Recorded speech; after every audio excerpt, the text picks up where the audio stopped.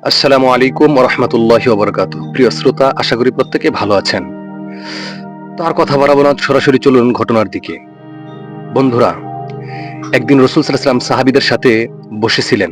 হঠাৎ তিনি জিজ্ঞেস করলেন, তোমাদের মধ্যে কে জান্নাতে যাবে? সবাই নীরব।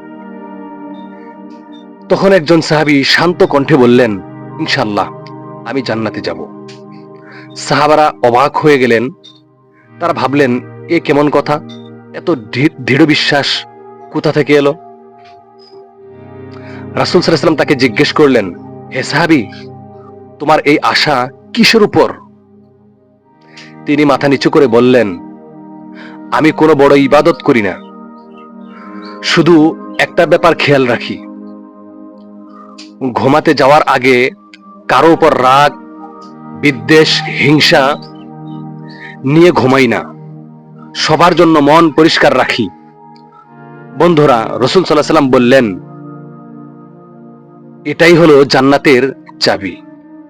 প্রিয় শ্রোতা, আশা করি আমরাও প্রত্যেক দিন ঘুমানোর আগে সাহাবীদের এই আদর্শকে গ্রহণ করব এবং সবাইকে ক্ষমা করে দিয়ে আমার নিজের জন্য ক্ষমার আশা করে ঘুমাবো।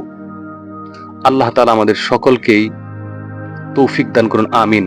আজকে এই পর্যন্তই, আবার দেখা হবে নতুন কোনো ঘটনা নিয়ে। সে পর্যন্ত প্রত্যেকেই ভালো থাকুন, সুস্থ থাকুন। সর্বশেষ বলবো, আমাদের এই ভিডিওগুলি যদি আপনার হৃদয়কে ছুঁয়ে যায়, তাহলে অবশ্যই একটা লাইক, একটা শেয়ার, একটা কমেন্ট করে আমাদেরকে উৎসাহিত করবেন। আর যদি আপনারা এরকম ঘটনা আরো শুনতে চান, আপনার মন মতো একটা ঘটনা আমাদেরকে মেসেজ করবেন। আমরা আপনাদের চাহিদা অনুযায়ী ঘটনাগুলো পড়ে শোনাবার চেষ্টা করব। আসসালামু আলাইকুম ওয়া রাহমাতুল্লাহি ওয়া বারাকাতুহু।